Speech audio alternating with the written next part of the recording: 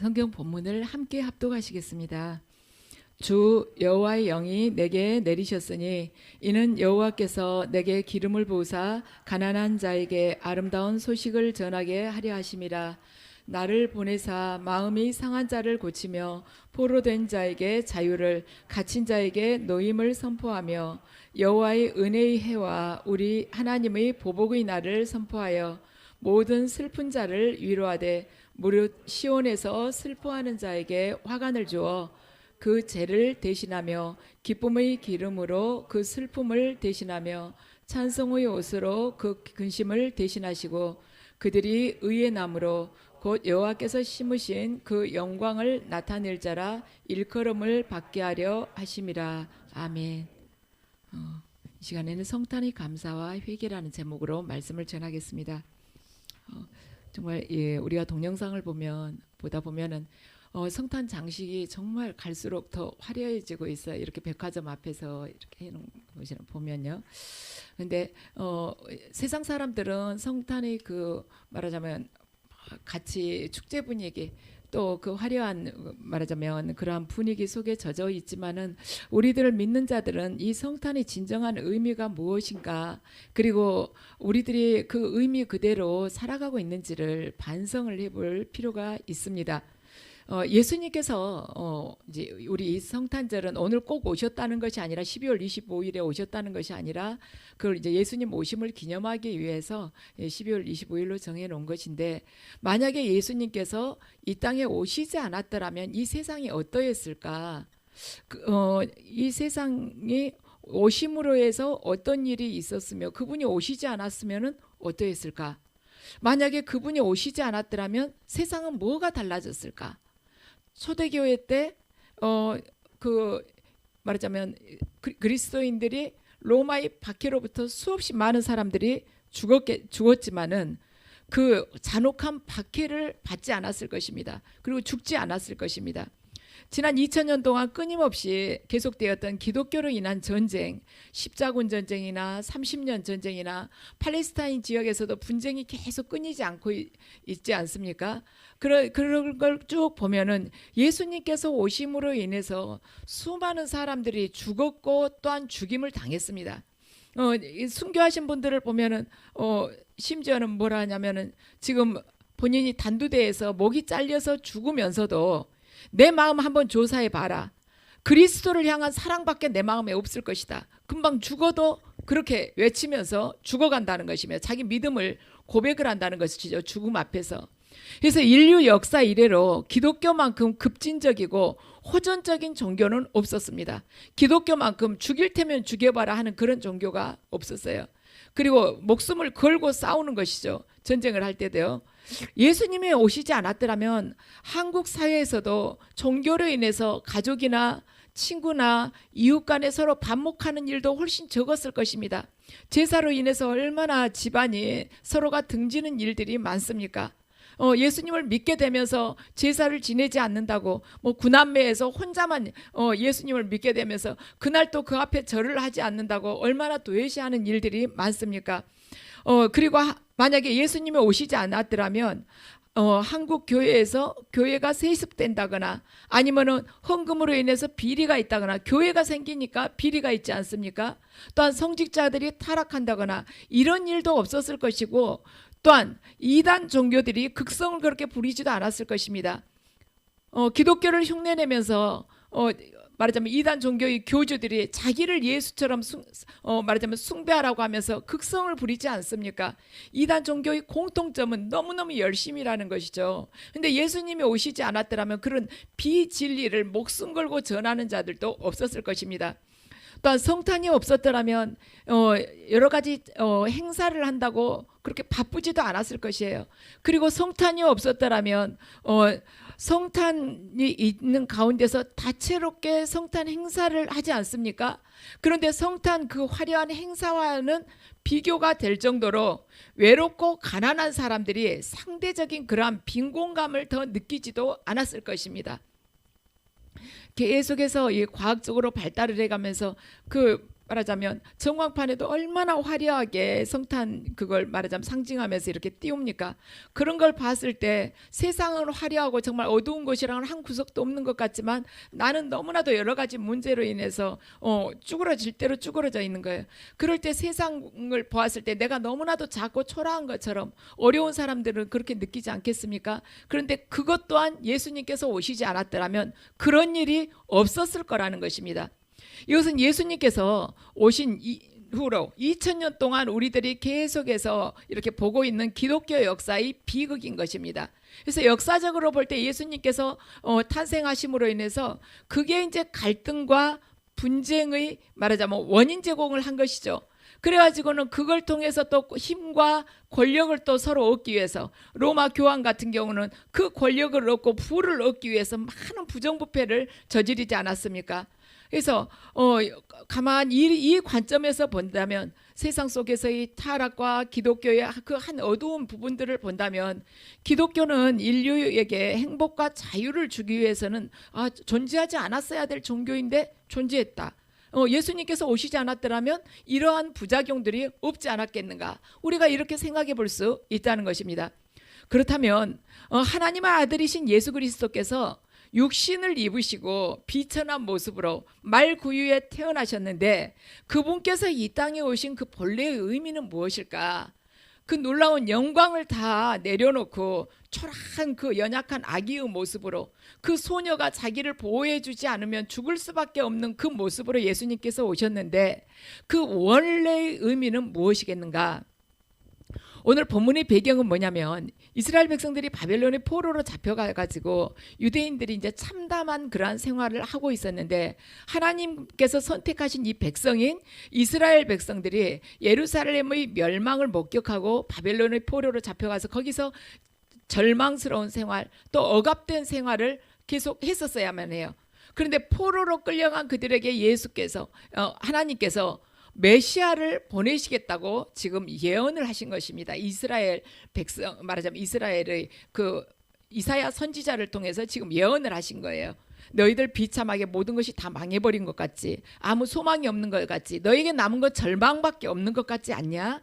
그런데 내가 메시아를 보내겠다. 그가 오면은 이러이러하리라. 오늘 1절부터 3절까지를 말씀을 하신 것입니다. 그래서 메시아가 너희들에게 오시게 되면 어떻게 되냐면 가난한 자들에게는 아름다운 소식이 전해지고 마음 상한 자들을 또 그 마음을 치유해 주시고 또 포로된 자에게는 그 맞으면 쇠사슬이 풀리고 자유를 얻게 되는 것이고 갇힌 자에게는 옥문이 열리면서 노임을 선포하게 되는 것이고 또한 슬픈 자는 위로해 주실 것이다. 그 메시아가 오면 너희들에게 이런 귀한 역사를 이루게 될 것이다.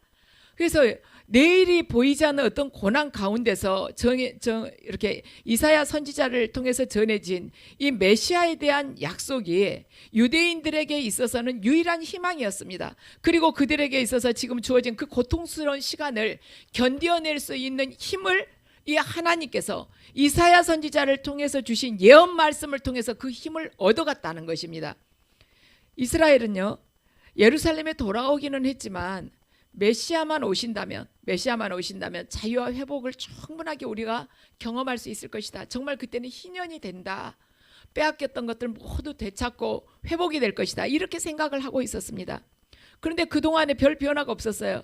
그런데 누가복음 4장을 보면 예수님께서 딱 공생활을 시작하시면서 나사렛 회당에 들어가셔서 말씀을 선포하십니다. 오늘 본문 말씀을 읽으세요. 자, 함께 누가복음 4장 18절에서 19절을 읽으시겠습니다. 함께 읽으시죠. 선지자 이사야의 글을 드리거늘 책을 펴서 이렇게 기록된 데를 찾으시니 곧 주의 성령이 내게 임하셨으니 이는 가난한 자에게 복음을 전하게 하시려고 내게 기름을 부으시고 나를 보내사 포로된 자들에게 자유를 눈먼 자에게 다시 보게 함을 전파하며 눌린 자를 자유롭게 하고 네네 아멘. 그런데 주님께서 이 말씀을 이제 예수님께서 선포를 하셨어요. 주님께서 주의 성령이 내게 임하셨으니 이러이러한 일들이 일어나게 될 것이다. 내가 온 것은 너희에게 성령을 주게 될 것인데 너희에게 성령이 임하시면 내가 말하자면 이 땅에서 십자가에 못 박혀서 죽고 승천한다 할지라도, 부활하여 승천한다 할지라도 너희에게 성령이 임하시면은 이러이러한 역사가 일어날 거라고 예수님께서 말씀을 하십니다. 그러시면서 그 나사렛 회당에서 예수님께서 이걸 딱 책을 덮으시고 그렇게 말씀을 하세요. 오늘 이 글이 너희 귀에 응하였느니라. 바로 내가 메시아다.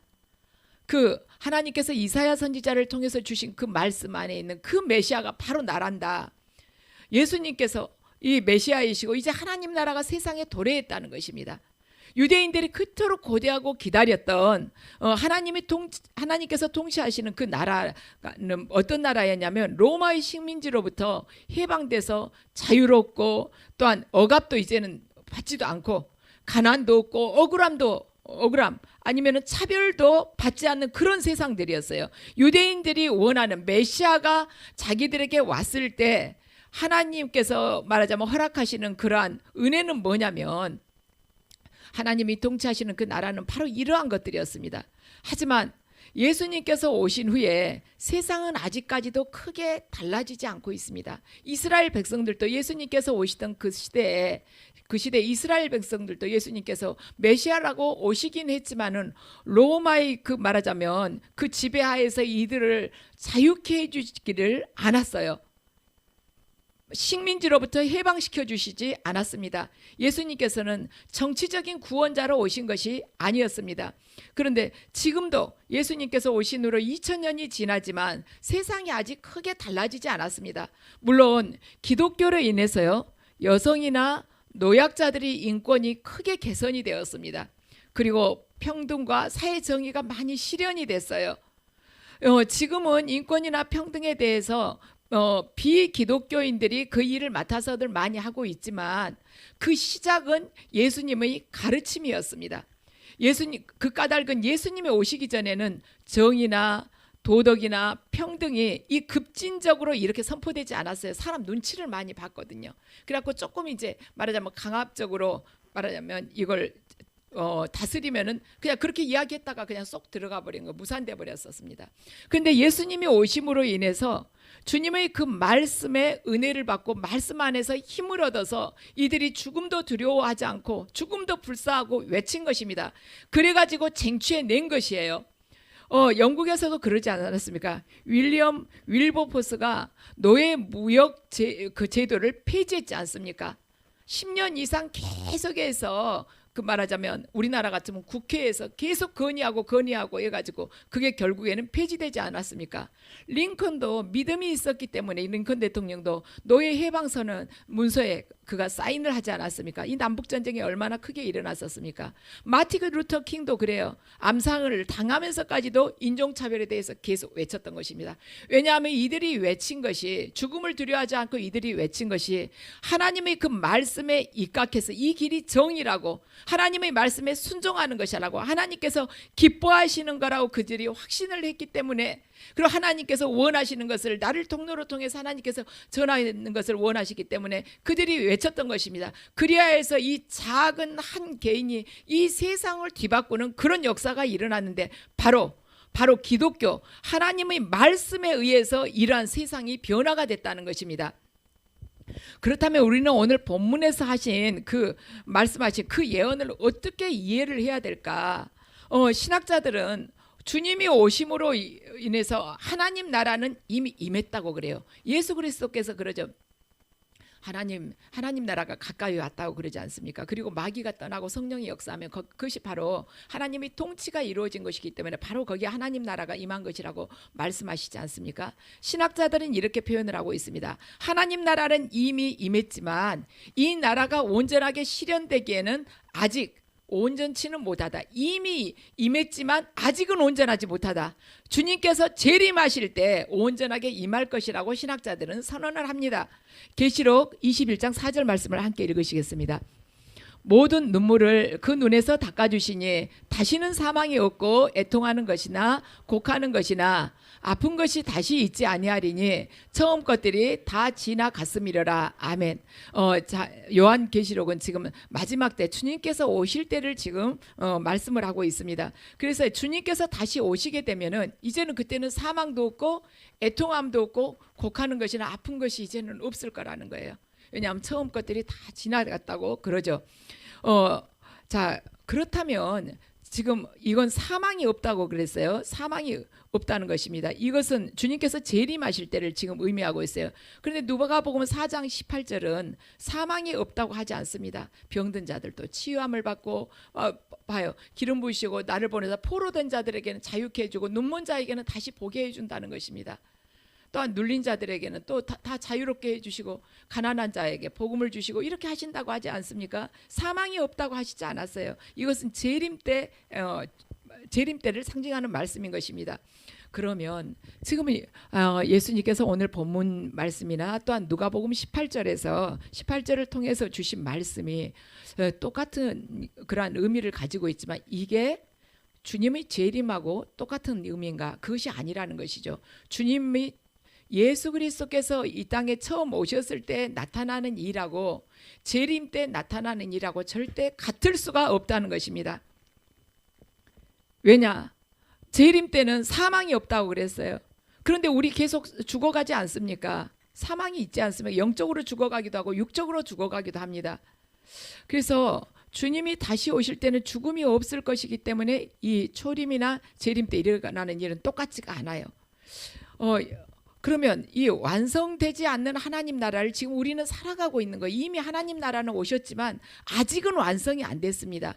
그러면 우리는 아직 완성 안 됐으니까 그냥 아무 기대 없이 날마다 무덤덤하게 그냥 살아가면 되는가? 그러다가 재림 때 그 영광을 다 보면 되겠는가? 그것이 아니라는 것입니다.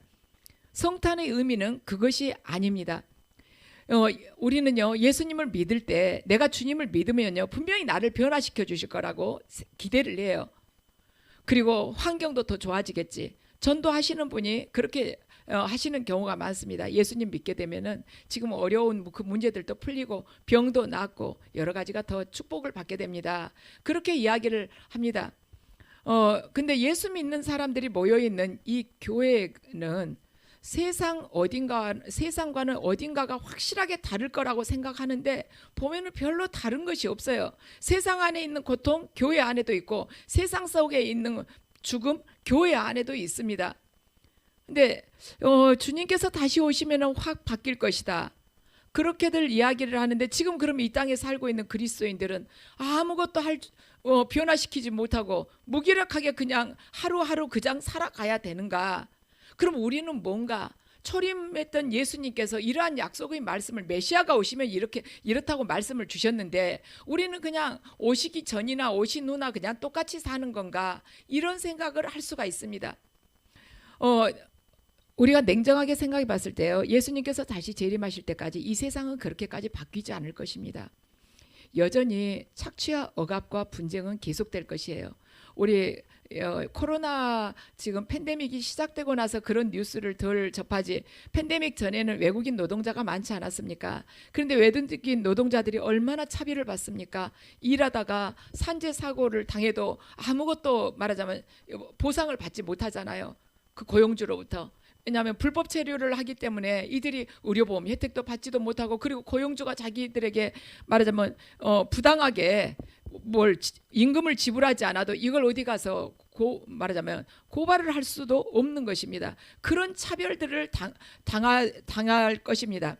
그 꼭 외국인 노동자뿐만이 아니라 우리가 세상 속에서요 약자로서 강자한테 당하는 그 차별 그걸 이렇게 드러내놓고 말하지 못하는 경우들이 많습니다. 예수님 다시 재림하시기까지 그런 일들이 싹 없어지질 않을 거예요. 빈부격차도 또한 계속 있을 것입니다. 여러분들 보지만은 미국이 얼마나 세계적으로 국력이 강한 나라입니까? 첫 번째이지 않습니까? 국력으로 봐서는. 그런데 지금 뉴스를 보면 그러잖아요. LA에 노숙자만도 15,000명이 텐트 치고 그 말하자면 인도에 쫙 그냥 노숙자 촌 같아요. 거기에 다치고 아예 쥐들을 또 같이 돌아다니고. 그리고 미국이란 나라가 그런 나라예요. 꼭 나쁘다고 평해서 아니라 자본주의 이제 극명한 대비를 보여주는 것이죠. 그렇게 부자들도 많지만 그렇게 어려운 사람도 많다는 것입니다. 이런 빈부격차가 예수님께서 재림하실 때까지 그다지 없어지지 않을 거예요. 어쩌면 더 크게 벌어질 수도 있습니다. 하나님 나라를 소망하면서 살아가는 믿는 자들의 삶은요, 예수님께서 재림하실 때까지 고달프고 공고할 것입니다. 하지만 그럼에도 불구하고 그저 막연하게 예수님께서 재림하실 때까지 그냥 이대로 살지, 그냥 뭐 바뀔 이유도 없고 나 하나가 몸부림친다 해서 세상이 바뀌겠어? 이렇게 하고 막연하게 그냥 미루어놔서는 안 된다는 것입니다. 왜냐하면 예수님께서는 분명히 말씀을 하셨어요. 슬픈 자에게는 위로가 주어질 것이다. 병든 자에게는 치유가, 가난한 자에게는 반드시 기쁨 소식이 주어질 것이다 하고 약속을 하셨습니다. 그런데 우리가 그것을 이 땅에서 지금 경험하지 못한다면 예수님께서 재림하실 때 나타날 것이라는 그 현상들을 무엇을 근거로 해가지고 우리가 믿을 수가 있겠습니까? 지금 믿는 자들인 우리들이 그걸 지금 누리지 못한다면, 성령 안에서 그걸 누리지 못한다면 재림하실 때 그때 가서 보죠. 그때 남들 다 그 놀라운 영광을 볼 때 그때 가죠. 제 믿음으로 도저히 안 되겠습니다. 이렇게 우리가 말할 수가 있겠습니까? 성령이 뭐 늙기를 합니까? 쇠퇴해지기를 합니까? 우리의 믿음이 부족하지가 그걸 못 붙들지 않습니까? 주님께서는 분명히 메시아로서 이 땅에 오셨고 그 메시아였던 예수 그리스도께서 지금 내 안에 성령으로 계시는데 내가 무덤덤하게 그냥 남들 가는 대로 가죠. 뭐 특별한 믿음 어떻게 가질 수 있습니까? 이 환경에서 저더러 어쩌란 말입니까? 견디기도 어렵습니다. 이렇게 말하면서 믿음 생활을 우리가 할 수가 있겠습니까?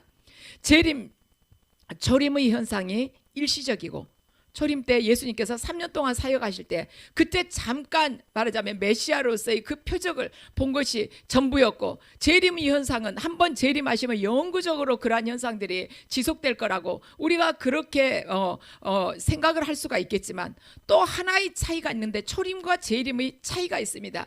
그것은 뭐냐면은 공간의 차이라는 것이에요. 장소의 차이라는 것입니다.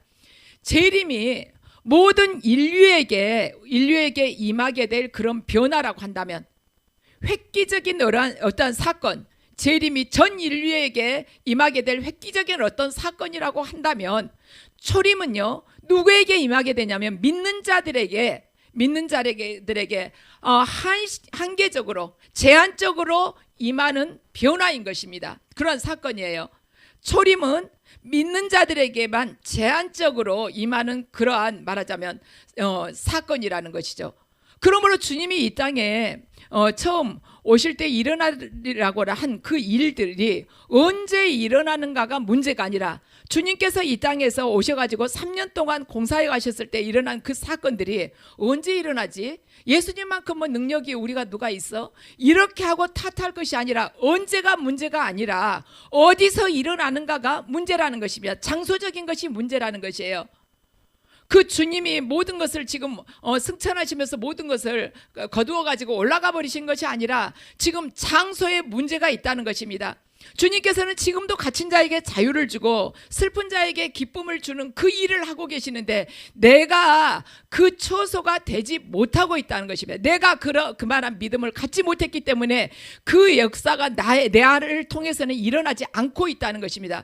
그래서 성탄이 진정한 의미를 우리가 누리지 못하고 있는 거예요. 예수 그리스도께서 당신께서 친히 영광을 버리고 그 육신을 입고 그 지저분한 말구유에서 탄생하셔가지고 우리에게 모든 것을 주고 가셨음에도 불구하고 그 은혜를 누리지 못하는 것은, 내가 예수 그리스도께서 거하실 만한 그 처소로 그분을 모시지 못했기 때문에 내가 누리지 못하고 있다는 것입니다. 그래서 그 누리지 못하고 있는 것을 재림 때나 보지, 나는 안 돼, 이렇게 하고 기다리고 있을 수만은 없다는 것이죠. 왜냐하면 예수 그리스도께서 이미 믿을 수 있는 기회를, 주님을 알 수 있는 기회를 우리에게 주셨기 때문에 그걸 우리가 끝까지 붙들어야 된다는 것입니다. 세상이 악하기 때문에 예수 그리스도께서 주 되심을 인정하지 않는다 할지라도, 교회와 그리스도인들은 예수 그리스도께서 우리 주님이심을 고백하고 인정하고 반드시 끝까지 변절하지 않고 증거를 해야 되는 것입니다. 우리는 예수 그리스도께서 주이신지 알잖아요. 왜냐? 성령께서 그걸 깨닫게 해주셨기 때문에 우리가 알지 않습니까? 세상 사람들에게는 우리가 믿음 생활하면서 억울한 일 당하기도 해요. 세상 사람들에게는 우리가 진리의 길을 걸어가면서 불의함으로, 세상의 불의함으로 인해서 우리가 상처를 받고, 우리가 어쩌면은 알면서도 그 정의를 그 자리에서 확 이야기를 못할 때도 있습니다. 또한 우리가 가난과 질병으로 고생을 하기도 해요. 그렇지만 우리가 예수 그리스도를 이미 만났고, 그분이 성령께서 내 안에 함께 하심을 알고, 그분께서 나에게 영원한 생명을 주셨기 때문에 이런 가난과 질병, 억울함, 불의 안에서도 나는 그리스도 때문에 나는 자유하다. 나는 그리스도 때문에 저 사람 나에게 그렇게 악하게 했지만 용서할 수 있다. 그리고 용서한다. 사랑한다. 나 원수 갚지 않겠다. 나를 죽이려고 군사를 3,000명을 데리고 내 뒤를 쫓았지만, 그렇지만 나는 그의 머리털 하나에도 손을 대지 않겠다. 그 마음으로 살아가야 된다는 것이다. 왜 그것이 가능하냐? 주님께서 내 안에 거하시고 더 큰 영광으로 나를 호위하시고, 그분께서 하나님이심을 나에게 증거해 주셨기 때문에 이 땅의 물질의 세계에서 보는 것은 아침 안개와 같이 잠깐이고, 내가 쥐고 있는 것은 모두 진토와 다름이 없는 것이고, 내 앞에서 스쳐 지나가는 나를 두렵게 해 보이는 그러한 문제들은 티끌과 같기 때문에 우리가 예수 그리스도를 모신 전능자이고 창조주이시를 모신 우리들로서는 그 고백을 할 수 있다는 것이에요. 내가 비록 가진 것이 없는 것 같지만 주님 안에서 부요한 것이고, 내가 지금 몸은 병마로 인해서 고통스러운 것 같지만 주님 안에서는 자유로운 것이고 영생을 얻었다는 그 고백을 믿지 않는 자들에게 우리가 담대하게 해야 된다는 것입니다. 우리는 코로나 팬데믹을 지내오면서 이걸 거쳐오면 지금 2년 가까이 되지 않습니까? 2년. 그러죠. 2년이 넘었나요? 2년 넘어가죠. 2020년도부터였죠. 그러니까 20년, 21년, 22년, 지금 이제 3년, 거의 3년 가까이 돼가요. 그러면서 우리가 피부에 와닿게 느낀 것이 뭐냐면, 기독교에 대한 세상의 반감이 훨씬 더 커졌다는 것입니다. 코로나 이 팬데믹 기간에. 그래서 무신론자들은 뭐라고 말하자면, 교회는 비상식적이고 이기적이기 때문에 사회의 해악이다. 차라리 교회 없어지는 게 낫다. 왜 예배 드리지 말라면 예배를 드려가지고 그 코로나를 그렇게 말하자면 전염을 시키고 자기들만 걸린 것이 아니라 직장에까지, 다른 가정에까지 이렇게 힘들게 하냐? 기독교인들 그렇게 사회에 같이 이렇게 말하자면 공존해 살아가면서 남을 그렇게 배려하지 못하고 자기들만 그 말하자면 편협되게 그러한 종교심을 주장하는 그러한 교회라면 차라리 없는 것이 낫다고 그렇게 말을 하는 사람도 있습니다. 미국의 시사 전문지 US 뉴스가 최근에 발표를 했어요. 뭐냐면 2022년 전 세계 최고의 국력이 최고인 나라들을 순위를 85개국을 다 이렇게 대상으로 해가지고 조사한 결과 전 세계에서 2020년도에 22년 전 세계에서 국력이 최고인 국가를 순위를 매겼습니다. 1위는 어디냐면 당연히 미국이죠. 2위는 중국이에요. 3위는 러시아입니다. 4위는 독일, 5위는 영국이에요. 6위가 어디냐면 한국입니다. 놀랍죠. 7위가 프랑스고 8위가 일본이에요. 원래 일본이 6위였고 우리가 8위였는데 둘이 이렇게 자리를 바꾼 거죠. 우리는 뭐 6위여도 그러나 보다 하고 가만히 있는데, 뭐 우리나라가 국력이 전 세계에서 6위라고 해도 체감됩니까? 얼마나 우리도 나름대로 마음 졸이면서 삽니까? 많은 힘든 시간들 지나오지 않았습니까? 그런데 우리나라가 6위라는 것입니다. 근데 우리는 괜찮은데 우리는 별로 놀라지 않고 있는데 일본에서는 이제 뒤집어진 것이죠. 어떻게 한국이 6위고 우리가 8위로 밀려날 수 있느냐 이러는 것이죠. 한국은 일본보다 2단계나 뛰어 올라가지고 그렇게 더 잘 사는 나라로 지금 평가를 받고 있습니다. 그런데 한국이 6.25 전쟁을 겪으면서 완전히 초토화되지 않았습니까? 그때 남는 게 뭐였습니까? 다 무너지고 다시는 회복되지 않을 것 같은 그런 절망만이 이 땅에 난무하지 않았습니까? 그런데 산업화하면서 민주화하면서 또 어려운 여건에서 안보를 탄탄히 하면서 이렇게 국력이 전 세계에서 6위나 된 것입니다. 근데 하나님께서 우리나라를 이렇게 밑바닥에서 이렇게 끌어올리는 데 있어서는 한국 교회와 이 한국 민족을 통해서 하나님께서 쓰시고자 하는 그러한 비전이 있기 때문에 우리나라에게 이렇게 축복을 주시고 강대하게 해주신 것입니다. 강하게 해주시는 것은 우리들에게 지배하고 군림하라고 그런 것이 아니라 그 강함을 하나님께서 주신 사명으로 생각하고 그걸 통해서 일을 하라는 거예요. 하늘나라를 이루어가라는 것입니다. 그런데 그 강함을 우리에게, 축복을 우리에게 주셨으면 그 축복을 받은 만큼 책임이 따르는데 그 책임이 누구에게 있느냐? 믿는 자에게 있다는 것입니다. 하나님께서 축복을 주셨기 때문에 하나님을 아는 자들에게 있어요. 그런데 우리가 그 축복에 걸맞게 지금 그걸 짊어지면서 걸어가고 있느냐는 것입니다. 성탄이 없었더라면 영원한 생명을 누리지 못했을 거다. 이 복음을 우리가 드러내놓고 담대하게 전하지를 못합니다. 세상 사람들이 성탄이 차라리 없었더라면 좋았을 것을 이런 말을 우리들에게 듣는 데서 종종 하는데, 이 말을 하는 그 사람 안티 기독교인 그 사람을 비난할 것이 아니라 저부터 시작해서 여러분과 한국 교회가 회개를 해야 된다는 것입니다. 그 사람을 탓할 것이 아니라 왜 교회에다가 왜 기독교를 두고 저들이 성탄이 차라리 없었으면 좋았을 걸, 차라리 예수께서 오시지 않았으면 좋았을 걸, 예수라는 존재가 없었으면 교회도 없었고 저렇게 뻔뻔스러운 기독교인도 없고 저렇게 이기적인 기독교인도 없을 텐데 왜 예수께서 오셔가지고 이렇게 다른 사람들에게 피해를 주느냐, 이런 말을 우리가 듣게 됐을 때 믿지 않은 자들이 저렇게 함부로 말한다고 그렇게 우리가 탓할 것이 아니라 우리 각자를 회개해야 된다는 것입니다. 그 원인 제공은 다 우리들 각자에게 있기 때문입니다. 그리고 우리가 회개하면서 변화가 돼야 되고 성령께서 우리에게 주시는 그 뜻대로 이 하나님의 이 성경 말씀대로 우리가 변화가 돼야 되고, 그 변화된 우리의 삶 속에서 우리가 이 삶을 통해서 증거를 내야 돼요. 성탄 때문에 제가 가시덤불 같은 그 삶을 살아왔지만 그 안에서도 제가 그걸 살아낼 수 있던 것은 바로 성탄 때문에 제가 거기에서 살았습니다. 성탄 때문에 세상의 유혹과 핍박 가운데서도 제가 담대하게 다 뿌리치고 자유를 누릴 수가 있었습니다. 성탄 때문에 제가 어떤 처지에서도 비굴하거나 슬퍼하거나 낭망하지 않고 기쁨을 누리고 있습니다. 이 모든 분명한 이유를 나의 삶을 통해서 세상에 드러내게 될 때 그들은 기독교에 대한 비난을 하기보다는 예수가 누굴까?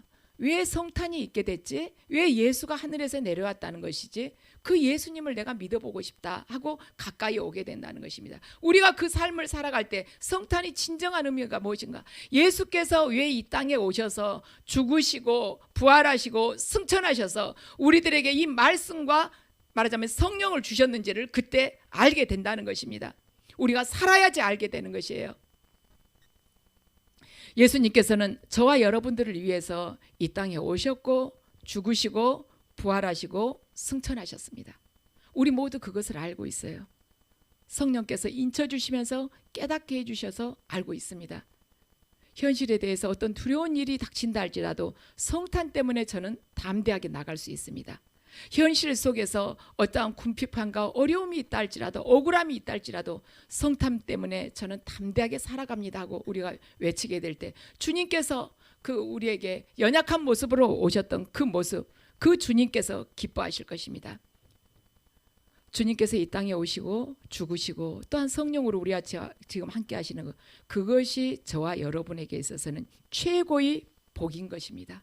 세상 속에서 무엇을 취하느냐, 얼마나 소유를 많이 갖느냐, 그것이 복이 아니라 예수 그리스도께서 내 안에 함께 하신 것, 그분이 나의 하나님이시고 그분이 메시아이심, 이것이 바로 우리들에게 복이라는 것입니다. 그래서 세상의 그 잠시 눈앞에서 스쳐 지나간 것에 대해서 일희일비하시지 말고 그걸로 인해서 고통스러워 하시지 말고 오직 주님, 모든 것의 주인이신 그 주님이 나와 함께 하심을 감사합니다 하고 우리가 살아갈 때 성탄이 진정한 의미를 깨닫게 된 것입니다. 저와 여러분 모두가 그 길 가시기를 주님 이름으로 축원합니다.